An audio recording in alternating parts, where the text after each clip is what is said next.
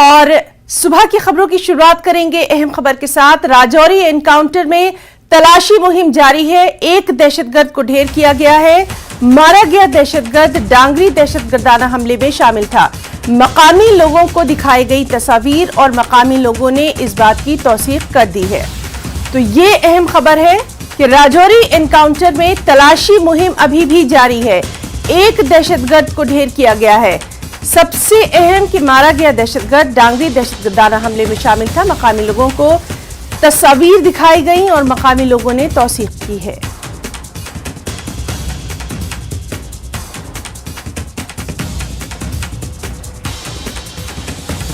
तो ये इस वक्त की अहम खबर। सीधे रुख करना चाहेंगे, हमारे साथ मौजूद हैं हमारे साथी राजन वैद। राजन, आपसे तफसीलात चाहेंगे। मारे गए दहशतगर्द के ताल्लुक से क्या कुछ निकलकर जानकारी सामने आई है? जी हिना, जिस तरह से आपने कहा कि जो ये डांगरी की घटना हुई थी उसके बाद से ही मकामी लोगों में काफी गुस्सा था और ये मांग थी कि जल्द से जल्द जो दोषी हैं, जो आतंकवादी हैं, उनको ढूंढ निकाल के उनको नेस्तनाबूद किया जाए। तो जिस तरह से इनपुट्स आए हैं कि ये जो आतंकवादी कल जिसको ढेर किया गया है, इसकी शनाख्त जो है कुछ चश्मदीद जो जिन्होंने इसको देखा है और उन्होंने इस बात की तस्दीक की है कि ये वही आतंकवादी है जिसने डांगरी की उस घटना को अंजाम दिया था, जिसमें 7 जो सिविलियन थे उनकी हत्या की गई थी। और अहम बात उस हत्या में ये थी कि इनके आईडी कार्ड चेक किए गए थे। तो इस तरह से ये एक बड़ी घटना है और हालांकि जो इसका साथी है अभी भी उसकी तलाश जो है वो इन्हीं जंगलों में चल रही है। अभी तक उससे कोई कांटेक्ट नहीं हो पाया है। इसके साथ साथ जो खासकर कंडी के इलाके में जो पहाड़ी इलाके हैं वहां पे कई जगह पे इस वक्त तलाशी अभियान चलाया गया है कल शाम से ही, क्योंकि जो ये आतंकवादी अभी ढेर हुआ है ये कल सुबह ही इसको जो है इसका खात्मा हो गया था। लेकिन दूसरा आतंकवादी जिसको बताया गया था कि वो जख्मी है वो अभी तक दूसरे का कांटेक्ट नहीं हो पाया है। हालांकि मौसम भी कल शाम से यहाँ पे काफी बारिश भी हुई है और जो घने बादल हैं वो छाए हुए हैं। जिस तरह से टॉपोग्राफी इस इलाके की है कि कभी भी यहाँ पे बादल छा जाते हैं और बारिश आ जाती है। तो ऐसे में लेकिन जो इलाका है वो अभी भी कॉर्डन ऑफ है, क्योंकि कोशिश यही है कि उसको भाग निकलने का मौका नहीं दिया जाए। कल जो कंडी इलाका है जहां पे इनकाउंटर हुआ उससे 10 किलोमीटर की दूरी पे जो है एक सूचना कल शाम को आई थी कि यहाँ पे जो है वो आतंकवादी दूसरी तरफ से, पहाड़ी की दूसरी तरफ से कोई दूसरा गुट है आतंकवादियों का, वो उसकी मौजूदगी की बात सामने आई थी। उसके बाद जो एसओजी और सेना ने एक वहां पे भी तलाशी अभियान चलाया था। तो बकोरी का ये इलाका है वहां से दूर, तो वहां भी जो तलाशी अभियान मुख्तलिफ इलाकों में चलाए गए हैं, लेकिन अभी तक कोई कांटेक्ट किसी आतंकवादी के साथ नहीं हो पाया है। लेकिन कोशिश यही है सिक्योरिटी फोर्सेस की। राजन, आपसे ये भी हम जानना चाहेंगे, जो कि लगातार आप ग्राउंड जीरो पर मौजूद है, आला सतही मीटिंग, हाई लेवल की मीटिंग भी वहां पर लगातार की जा रही है। खुद राजनाथ सिंह वहां के हालात पर नजर बनाए हुए हैं। इसके ताल्लुक से क्या कुछ जानकारी इस वक्त आप दे पाएंगे? जी बिल्कुल है ना, जिस तरह से डिफेंस मिनिस्टर राजनाथ सिंह कल यहाँ पहुंचे थे और सेना के एक बेस कैंप में उन्होंने यहाँ पे मनोबल बढ़ाया है सेना का। उन्होंने उनसे बातचीत की और कहा कि जिस तरह से आप यहाँ पे सामने फ्रंट लाइन पे लड़ाई करते हैं और दुश्मन का मुकाबला कर रहे हैं, ये वाकई ही काफी काबिल तारीफ चीज है। और ऐसे में देश आपके साथ है, देश को अपने जवानों पे नाज है और ये मनोबल बढ़ाना बहुत ही खास होता है, क्योंकि जो एलओसी के पास इलाकों में ये जो हमारे सैनिक है ये दिन रात जो है अपनी पैनी निगाह दुश्मन पे बनाए रखते हैं, क्योंकि पाकिस्तान की तरफ से ये हमेशा कोशिशें रहती हैं कि घुसपैठ करवाई जाए आतंकवादियों की, क्योंकि ये भी हालांकि काफी इस तरह की कोशिशें पाकिस्तान की तरफ से की गई लेकिन उनको नाकाम बनाया है यही हमारी सेना के जवान, जो दिन रात अपनी निगाह जो है वो सीमा पे एलओसी पे बना के रखते हैं। और उसके साथ साथ जिस तरह के हालातों में, जिस तरह से पेट्रोलिंग यहाँ पे करते हुए विस्फोट हो गया, तो ऐसे जो इंसिडेंट्स हैं उसका भी मुकाबला करते हैं, क्योंकि यहाँ पे अनसर्टेनिटी बहुत ज्यादा है। यहाँ पे जो मुश्किल हालात है, तो एक वार जोन है ये, और ऐसे में जो पाकिस्तान, जो हमारा पड़ोसी मुल्क है, वो हमेशा से इसकी कोशिश रहती है कि यहाँ पे हमारे जो डिफेंस इंस्टॉलेशन, उनके आतंकवादी हैं, वो हमारे डिफेंस इंस्टॉलेशन, जो हमारी जो सेना है उसको अटैक करने की कोशिश करते हैं। तो ऐसे मुश्किल हालातों में जो हमारे सैनिक रहते हैं तो उनका मनोबल बढ़ाया गया और ये कहा गया कि हम आपके साथ हैं, देश आपके साथ है। जी जी जी। जो आप, हाँ, तो इस तरह से और उन्होंने समीक्षा बैठक जो ली है उसमें जाहिर सी बात है हिना कि उन्होंने ये भी निर्देश दिए गए होंगे कि किस तरह से हम जम्मू रीजन में जो आतंकवाद को वापस हवा देने की कोशिश है उसको रोक सकते हैं। बिल्कुल बिल्कुल, और ये बहुत जरूरी भी है कि सिक्योरिटी की सूरत हाल का जायजा लिया जाए। राजन, आखिरी सवाल आपसे जानना चाहेंगे, सर्च ऑपरेशन अभी भी जारी है, क्या ये सर्च ऑपरेशन पूरी रात जारी रहा? बिल्कुल, देखिए हिना, जिस तरह से परसों रात के वक्त जो है इलाके को कॉर्डन ऑफ कर दिया गया था और उसके बाद सुबह सफलता मिली थी, तो ऐसे ही रात को जो इलाका है वो कॉर्डन ऑफ था। अभी भी इलाका कॉर्डन ऑफ है, वहां पे सेना के जवान जो है वो तैनात हैं, पैरामिलिट्री फोर्सेस तैनात है, जब पुलिस तैनात है। तो अब लेकिन उस कोशिश यही है कि जो आतंकवादी उस बेल्ट में है, उस इलाके में है, वो किसी तरह निकल ना पाए, क्योंकि ये बताया गया था हमें कल की एक जो दूसरा आतंकवादी है वो जख्मी है, लेकिन अभी तक उससे कोई कांटेक्ट नहीं हो पाया है। हालांकि हमने कल शाम को देखा कि जो स्निफर डॉग्स होते हैं वो डॉग स्क्वाड भी वहां पे पहुंचा और उसकी मदद भी ली गई, लेकिन तलाशी अभियान अब तो अभी चलाया गया है और कुछ समय की बात है कि जब दूसरे आतंकवादी को भी ढूंढ निकाल के। बिल्कुल, तो इस बेहद अहम खबर पर लगातार आपसे हम अपडेट लेते रहेंगे। तो हमारे साथ मौजूद थे हमारे साथी राजन वैद, जो कि ग्राउंड जीरो पर लगातार मौजूद हैं, तमाम तर अपडेट वो वहां से दे रहे हैं। आपको बता दें कि राजौरी एनकाउंटर के ताल्लुक से सबसे अहम खबर यही है कि तलाशी मुहिम अभी भी वहां पर जारी है। राजौरी में वज़ीर दिफा राजनाथ सिंह की सदारत में सिक्योरिटी सूरत हाल का जायजा लेने के लिए अहम मीटिंग का इनेकाद किया गया। इस मीटिंग में सिक्योरिटी के हवाले से मुख्तलिफ उमूर पर तबादला ख्याल किया गया। वज़ीर दिफा ने सिक्योरिटी के हवाले से आला अफसरान से तमाम तर जानकारी हासिल की। उन्होंने मीटिंग से पहले राजौरी में आर्मी बेस कैंप में फौजी जवानों से मुलाकात की। इस मीटिंग में LG Manoj Sinha, army chief Manoj Pande, शुमाली कमान के कमांडर उपेंद्र द्विवेदी के अलावा फौज के आला अफसरान मौजूद रहे। राजौरी में सिक्योरिटी फोर्सेस ने एक दहशतगर्द को मार गिराया है। उसके कब्जे से मैगजीन, एक AK राइफल समेत गोलियों के अलावा पिस्तौल और ग्रेनेड भी बरामद हुए हैं। इलाके में भारी बारिश के बावजूद ऑपरेशन त्रिनेत्र जारी है, दहशतगर्दों की तलाश जारी है।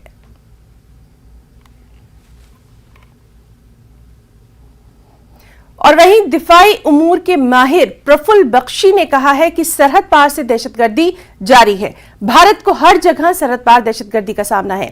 प्रफुल्ल बख्शी ने कहा कि टेरर फंडिंग रोकना सबसे ज्यादा जरूरी है। प्रफुल्ल बख्शी ने कहा कि भारत दहशतगर्दी के खिलाफ सख्त कार्रवाई करे, जिसके बाद पाकिस्तान और चीन को समझ में आ जाएगा और वो पीछे हट जाएंगे। हटदर्मी से बाज नहीं आता, वो लगातार स्पॉन्सर्ड करता रहता है। पिछले दिनों पुंछ में हमला हुआ था, अभी इनकाउंटर कल भी इनकाउंटर हुआ, 2 आतंकवादी मारे गए। तो ये तमाम घटनाएं घट रही हैं, लेकिन तो फंडिंग का जो मसला है, खासतौर से कश्मीर में खासतौर से जिस तरीके से देखने में आता है, वो कितना बड़ा इशू है हमारे इस पूरे क्षेत्र के लिए। सारा मामला फंडिंग पे ही है। अगर आप इकोनॉमिक बेनिफिट ऑफ रिलीजन निकाल दीजिए, रिलीजन ही कोलैप्स हो जाएगा। ये सारा नकद पैसे के जोर पे चलता है, सारी की सारी जनताएं। तभी तो देखो सारे रिलीजियस लीडर सबसे अमीर क्यों होते हैं, किसी भी रिलीजन के ले लीजिए। ये रिलीजन संस्थाएं सबसे बड़ी होती हैं, सबसे ज्यादा लैंड होती है, सबसे ज्यादा उनके मनी होता है।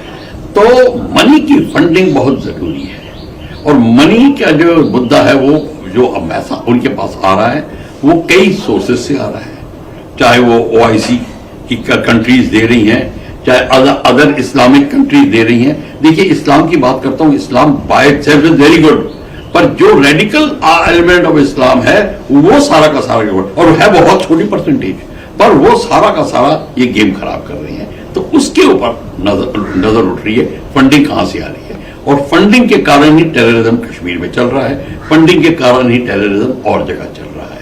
अगर फंड्स खत्म हो जाएं तो आप हथियार स्लीपर सेल्स को कहां से पैसा देंगे, उनको कैसे सप्लाई करेंगे, उनको कैसे मेंटेन करेंगे, और सारा लॉजिस्टिक की मेंटेनेंस आपको गाड़ियां चल रही हैं, ट्रक्स चल रहे हैं, सामान आ रहा है, लोगों को इधर से उधर ले जाया जा रहा है, सबके लिए फंड्स चाहिए होते हैं और इसलिए फंडिंग को रोकना एक अनिवार्य है। पाकिस्तान के पास यही हो रहा है। और आप शिया कम्युनिटी की बात करें तो ऑब्वियसली सुन्नियों ने मारा होगा, कोई बाहर से अंग्रेज मारने तो नहीं आया होगा उनको। तो ये तो शिया सुन्नी का सबसे पुराना खेल है। और अगर शिया सुन्नी का खेल ना हो तो उसमें दम ही नहीं रह जाता पूरे के पूरे बाद में। तो आपको शिया सुन्नी का खेल जारी रखना है और जारी रखने के लिए जो सत्ता में होते हैं बैठे वो रिलीजन का सहारा लेते हैं और रिलीजन का सहारा लेने के लिए आपको एक कम्युनिटी को तगड़ा करना पड़ेगा और दूसरी कम्युनिटी को खत्म करना पड़ेगा ताकि संघर्ष जारी रहे, लोगों का इंटरेस्ट आप में जारी रहे, वोट मिलता रहे।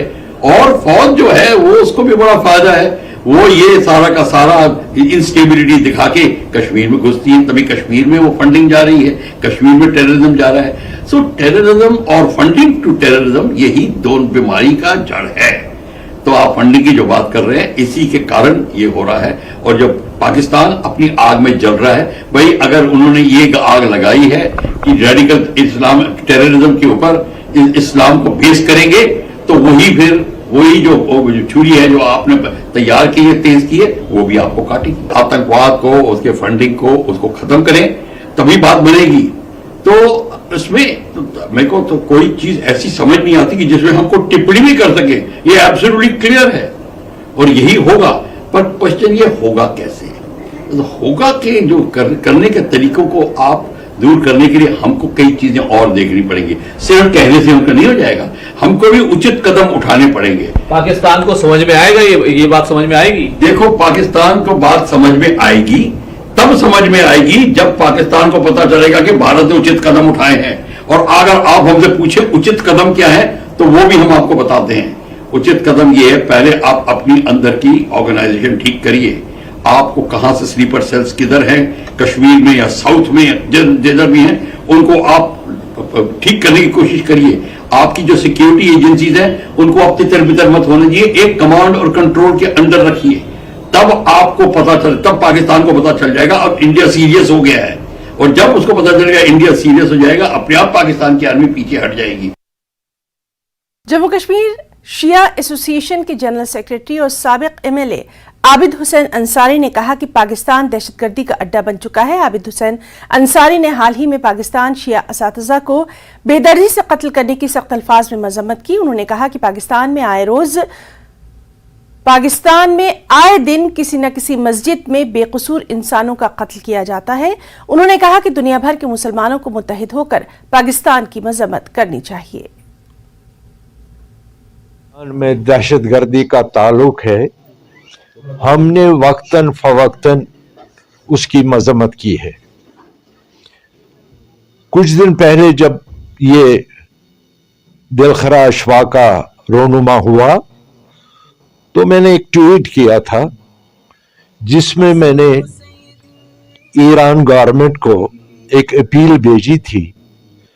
उनसे कहा था कि आपके सफारती ताल्लुकात पाकिस्तान के साथ अच्छे हैं, अगर ये सफारती सतह पर उनके साथ बात की जाएगी कि ये आए दिन खासकर हर जुमा को किसी मस्जिद में, किसी स्कूल में, किसी इमाम बारगाह में ये जो कत्ल आम हो रहा है, ये जो बेगुनाहों का कत्ल हो रहा है, ये तकफीरी ताकत जो उभर रही है, एतिकादी जो मसलक वाले हैं जिनको एतिकाद अपने पैगंबर और कुरान और सुन्नत पर है, उनका ये फर्ज बनता है कि हर एक जबान होकर इस बर्बरियत का मुंह तोड़ जवाब दें, उसके खिलाफ एहतजाज करें।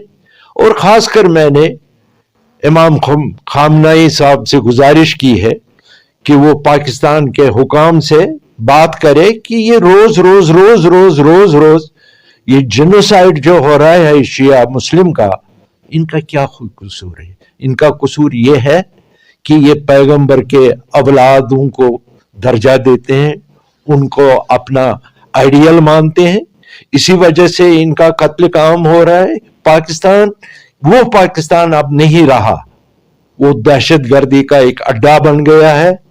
तमाम आलम इस्लाम को इसकी मजम्मत करनी चाहिए। पहली खबर में वक्त है एक छोटे से ब्रेक का।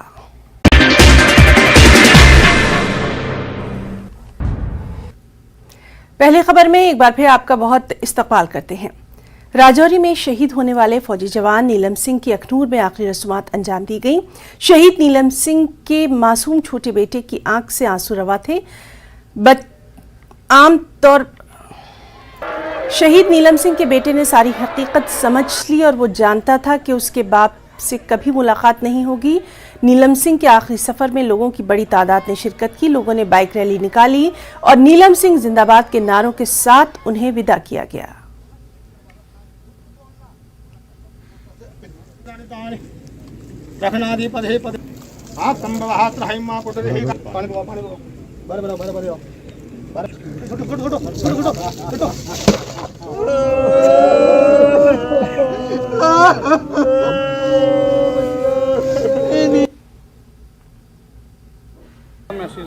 पाकिस्तान को क्यों, हमारे सेंटर में अच्छी सरकार है, मोदी जी बहुत अच्छे हमारे प्रधानमंत्री है, लेकिन पाकिस्तान को ख़त्म ही कर देना चाहिए जड़ से, क्योंकि लाखों आदमी लाखों घर बर्बाद हुए हैं। हमारा नहीं हुआ, सभी को हुआ है, लेकिन इसको ख़त्म कर देना चाहिए। आगे से ऐसी हरकत ना करें। हर रोज ऐसा हो रहा है, आगे से ऐसी हरकत नहीं कर रही है, ठीक है ना। शहीद हो गया तो देश के लिए हुआ। हाँ, घर में भी वो उसका सहारा बहुत था, घर में देख रही उसकी बहुत थी, उसका हमें घर में बहुत जरूरत थी। चलो देश के लिए हुआ, हमें घर देखने वाला भी कोई ना कोई गवर्नमेंट करे तो अच्छा है। तो बाकी उसमें जज्बा था, लगन थी। घर में कौन कौन है? घर में 2 भाई हैं जी, इनकी दोनों पत्नी हैं, 2 बच्चे हैं इनके। तो पाकिस्तान को मैसेज ऐसा मैसेज होना चाहिए कि कायराना हरकत करते हुए छुपकर वार किया है, जिसमें हमारे 5 जो नौजवान हैं वो शहीद हुए और कुछ जख्मी भी हुए। जैसा कि पहले भी और अब भी इन शहीदों की शहादत जो है वो बेकार नहीं जाएगी, और जिन्होंने भी इस वारदात को अंजाम दिया है उन्हें बहुत जल्द मौत के घाट उतारा जाएगा। और जैसे आपने सुना भी होगा कि कुछ को मौत के घाट उतारा भी है। और हमें पूरी उम्मीद है कि जिस हौसले के साथ हमारे नौजवान आगे बढ़ रहे हैं उन्हें उसमें कामयाबी। क्या लग रहा है जुगल सर, जिस तरह पिछले 6 महीनों में 19 जवान जो हैं वो शहीद हुए हैं, तो अब एक क्या वही दिन दोहराना पड़ेगा, वही सर्जिकल स्ट्राइक, वही जो नया भारत जो है वो घर में घुसकर जो है प्रहार करता है, पाकिस्तान को क्या सबक सिखाने की अब एक बार फिर जरूरत जो है वो आन पड़ी है सर्जिकल स्ट्राइक को? बिल्कुल सही कहा आपने, बिल्कुल सही कहा। ये एक ऐसी बला है जो समझाने से नहीं समझती। अपनी अंदरूनी हालात को ना दर्शाने के लिए ये ऐसी वारदातें जो हैं वो करते रहते हैं। और विशेष तौर पर अब जम्मू कश्मीर जो है वो तेज गति के साथ विकास की ओर आगे बढ़ रहा है, अमन और शांति की ओर आगे बढ़ रहा है। गुच्छी मशरूम दुनिया का सबसे महंगा और सबसे लजीज मशरूम है। मकामी तौर पर कश्मीर में कंजगुच के नाम से इसे जाना जाता है। कश्मीर में इसका सीजन अप्रैल और मई के आखिर तक होता है। गुच्छी मशरूम की नशोनुमा का इन्हिसार ज्यादातर बारिश और बर्फबारी पर होता है। जितनी ज्यादा बारिश और बर्फबारी होगी उतनी ज्यादा गुच्छी उगती है। इस बार मुसलसल बारिशों की वजह से गुच्छी मशरूम के उगने में इजाफा देखने को मिला। ग़िज़ाइयत और इफादियत से भरपूर ये कुदरती ग़िज़ा कुछ दीगर ममालिक के साथ साथ वादी कश्मीर के जंगलात में भी पाई जाती है।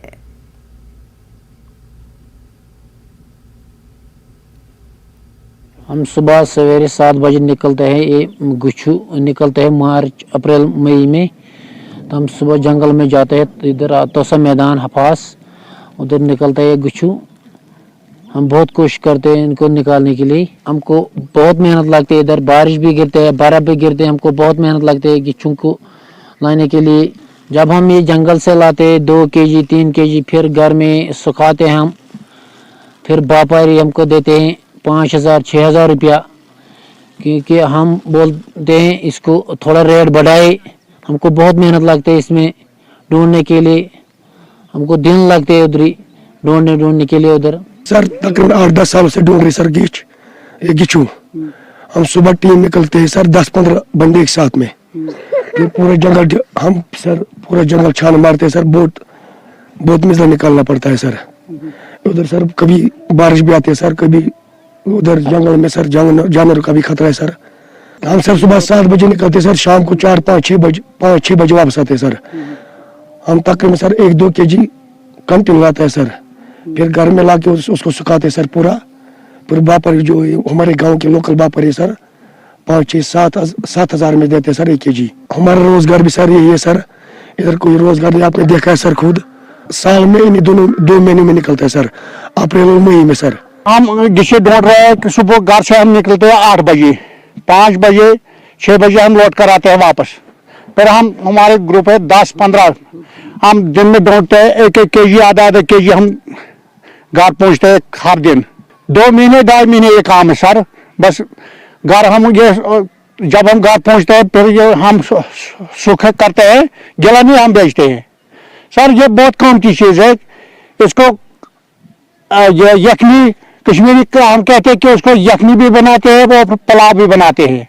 गुच्छी मशरूम एक आला और बेशकीमत किस्म की ग़िज़ा है, ग़िज़ाइयत और इफ़ादियत से भरपूर कुदरती ग़िज़ा है। गुच्छी ज़्यादातर हिंदुस्तान, पाकिस्तान, चीन और अफ्रीकी ममालिक में पाई जाती है। ये कश्मीर में भी पाई जाती हैं। यहाँ मुकामी लोग गुच्छियाँ खोजने को बतौर पेशा अपनाते हैं। उन्हें गुच्छियाँ खोजने में काफ़ी दुश्वारियाँ पेश आती हैं और ताहम उन्हें काफ़ी कम कीमत मिलती है जब ये फ़रोख्त करते हैं। ये बात अहम है कि गुच्छी से अद्वियात साजी और विटामिन के हुसूल के लिए भी ज़्यादातर यूरोपीय ममालिक में इस्तेमाल किया जाता है और वहाँ पे भी ये बरामद की जाती है। ज़रूरत है कि कश्मीर में ऐसे पेशेवर लोगों को मुनासिब कीमत दे दी जाए ताकि उन्हें जो रोज़गार इन 2 महीनों में रहता है वो अपना रोज़गार अच्छे से कमा सके। न्यूज़ 18 जम्मू कश्मीर के लिए मैं तो मैदान खाग से मुनीर हुसैन हुर्रा। किश्तवाड़ के देहात कंटोवाड़ा माली संगना में बिजली गिरने से 3 अफराद शदीद झुलस गए। जख्मियों में से एक की हालत नाजुक बताई जा रही है। एनी शाहिदीन के मुताबिक यहां एक तकरीब का इनेकाद किया जा रहा था कि इस दौरान बिजली गिरने से 3 अफराद झुलस गए, जिसमें से एक की हालत नाजुक है, जिसे डिस्ट्रिक्ट अस्पताल मुंतकिल किया गया।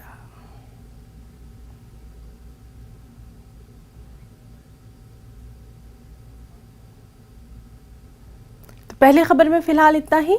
आदाब।